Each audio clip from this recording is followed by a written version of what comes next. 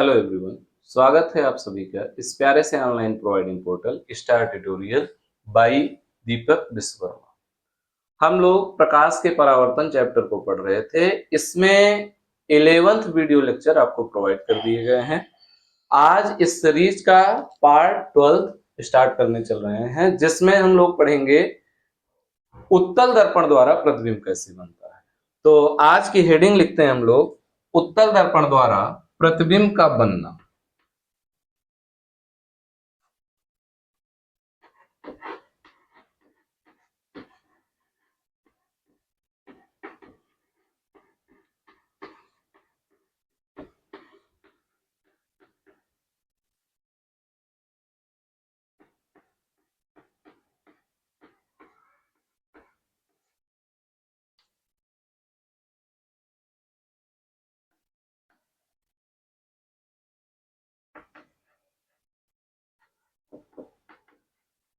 क्या कहेंगे भाई इसको हम लोग? Formation of image by convex mirror.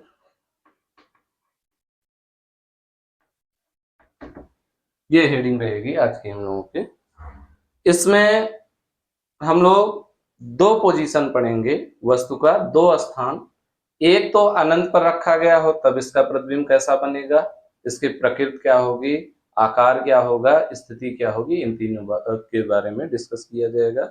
दूसरा, जब किसी फाइनाइट डिस्टेंस पर दर्पण से लेकर अनंत के बीच कहीं भी किसी फाइनाइट डिस्टेंस पर रखी गई हो, तब आपके प्रतिबिंब की स्थिति, आकार और प्रकृति के बारे में डिस्कशन करना है। तो इसमें केस फर्स्ट हम लोग हेडिंग बनाते हैं, जब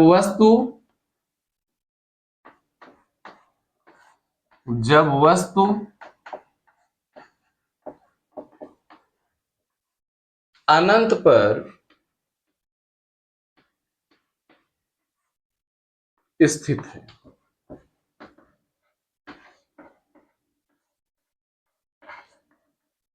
जब वस्तु अनंत पर रखा गया हो तो उसके लिए रे डायग्राम पहले हम लोग बनाएंगे और तीन बातों को डिस्कस करेंगे: प्रतिबिंब की स्थिति, आकार और प्रकृति।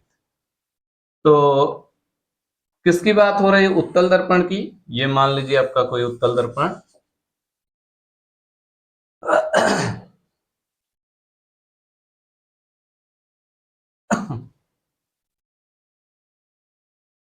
ये उत्तल दर्पण, और वस्तु को कहां रखा गया? ये इसका मुख्य अक्ष हो गया, ये P हो गया, यहां कहीं इसका वक्रता केंद्र पड़ेगा, वक्रता केंद्र के बीच में कहीं पड़ेगी फोकस। वस्तु को रखा गया है अनंत पर। अब अनंत माने दर्पण से बहुत ज्यादा दूरी पर रखा गया, तो यहां से जो प्रकाश की किरण आ रही है इसको हम लोग मान ले रहे हैं ये कैसे आ रही है? समांतर। एक और प्रतिबिंब बनाने के लिए दो या दो से अधिक किरणें चाहिए, तो ये दो समांतर किरणें ले ली। और समांतर वाले के लिए नियम हम लोग पढ़े हैं, ये फोकस से या तो होकर जाएगी या फोकस से आती हुई प्रतीत होगी। तो यहाँ वही प्रतीत वाली घटना हो रही, ये फोकस ऐसा लग रहा है कि यहां से आ रहा है, जबकि सही बात क्या है? ऐसे आई ऐसे चली। ये दूसरी प्रकाश की किरण, ये भी आपके ऐसे चली जाएगी। ये भी ऐसा लग रहा है कि यहाँ फोकस से आ रही।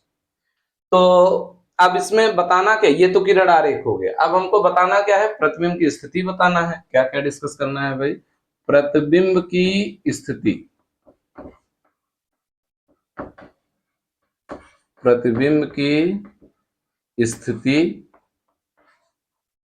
दूसरा क्या बताना है? प्रतिबिंब का आकार, प्रतिबिंब का आकार। और तीसरा आपको क्या बताना है? प्रतिबिंब की प्रकृति, इसका नेचर क्या है? प्रतिबिंब की प्रकृति। तो ये हम लोग क्या कहेंगे भाई? स्थिति इसका क्या है? स्थिति है फोकस पर। अच्छा, फोकस कहां पड़ रहा है? फोकस पड़ रहा है दर्पण के पीछे। तो पूरी बात हम लोग लिखेंगे, प्रतिबिंब की स्थिति में दर्पण के पीछे, दर्पण के पीछे फोकस पर। यह हो गया प्रतिबिंब की स्थिति, फोकस पर। दूसरी चीज, प्रतिबिंब के आकार के बारे में बात करें तो वस्तु तो अनंत पर था तो बहुत बड़ा वस्तु रहा होगा, और जो प्रतिबिंब बन रहा है एकदम नन्हा सा बिंदु जैसा पॉइंट साइज इमेज, माने हम लोग कहते हैं अति सूक्ष्म, बहुत छोटा, अति सूक्ष्म।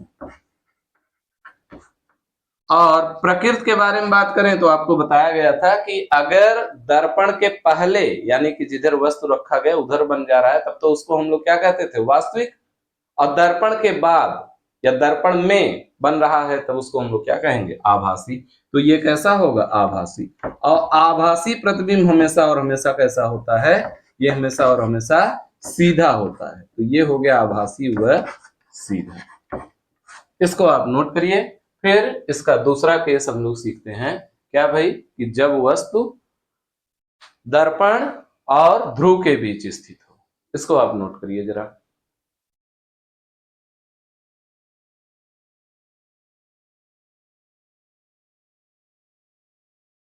केस सेकंड सीखा जाए, दूसरा केस। अब इस बार आप वस्तु को अनंत पर नहीं, किसी निश्चित दूरी यानी फाइनाइट डिस्टेंस पर, फाइनाइट डिस्टेंस क्या हो सकता है, अनंत से लेकर दर्पण तक कहीं भी आप रखिए, तो हर केस में इसका प्रतिबिंब जो है बनेगा फोकस और ध्रुव के बीच। जरा देखते हैं क्या कहा जा रहा है, क्या भाई, जब वस्तु अनंत व दर्पण, चाहे दर्पण कहा जाए या इसी को कभी काल आपके पेपर में ध्रुव, चाहे अनंत व ध्रुव के बीच रखी गई हो, चाहे अनंत व दर्पण के बीच रखी गई हो, क्योंकि दर्पण पर ही तो ध्रुव पड़ रहा है। जब वस्तु अनंत व दर्पण या ध्रुव के बीच स्थित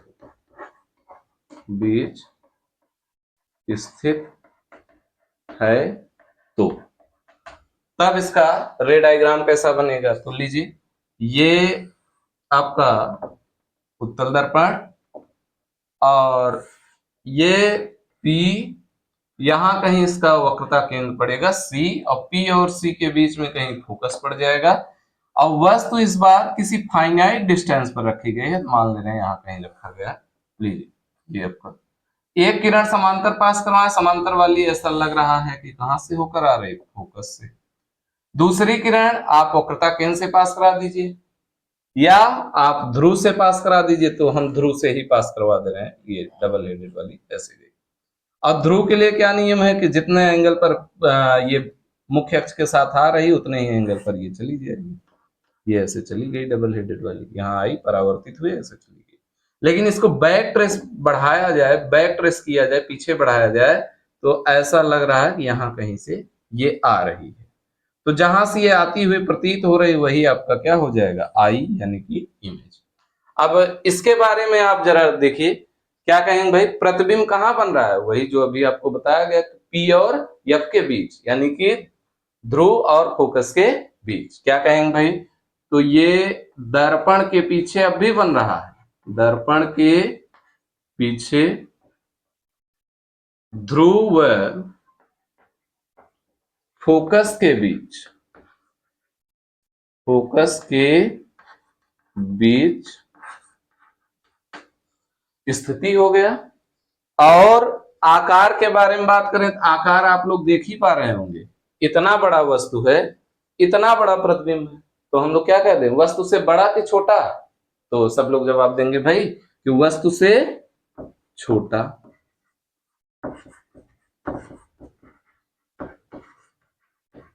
और लास्ट नेचर के बारे में बताइए, फिर से देखिए, दर्पण के पीछे बन रहा है, दर्पण के पीछे बन रहा है तो माने कैसा कह दिया जाए, हम लोग कह देंगे ये आपका आभासी होगा। या ऐसे ही देख लीजिए, जैसे वस्तु रखा गया वही ओरिएंटेशन इसका भी है, वही प्रकृति इसका भी है, तो माने हम लोग कहते हैं ये सीधा है, तो सीधा हमेशा कैसा होता है, आभासी। दोनों तरीके से आप पहचान सकते हैं, आभासी व सीधा। तो ये हो गए आपके उत्तल दर्पण द्वारा प्रतिबिंब का बनना, इसको आप नोट करिए। नोट्स आप जरूर बनाइए, नोट्स बहुत जरूरी होता है जो आपको रिवीजन के समय काम देगा एग्जाम टाइम में। तो नोट्स को आप बनाते रहिए। और ये आपका उत्तल दर्पण द्वारा प्रतिबिंब का बनना, इसमें 2 केस हो गया। और पिछले वीडियो लेक्चर में हम लोग 6 केस पढ़े थे अवतल दर्पण द्वारा प्रतिबिंब का बनना। कुल 8 केस हैं, इससे 1 या 2 सवाल आपके बोर्ड एग्जाम में पूछे जाते हैं, बहुत इंपॉर्टेंट है। तो इसको आप नोट करिए। आज के लिए हम लोग इतना ही पढ़ते हैं। बाकी चीजें अब हम लोग मिरर फार्मूला पढ़ेंगे और एक फोकल लेंथ और रेडियस ऑफ कर्वेचर में रिलेशन पढ़ेंगे। ये सब चीजें नेक्स्ट वीडियो लेक्चर में हम लोग पढ़ेंगे और यहाँ से सवाल हम लोग अब सॉल्व करना चालू कर देंगे।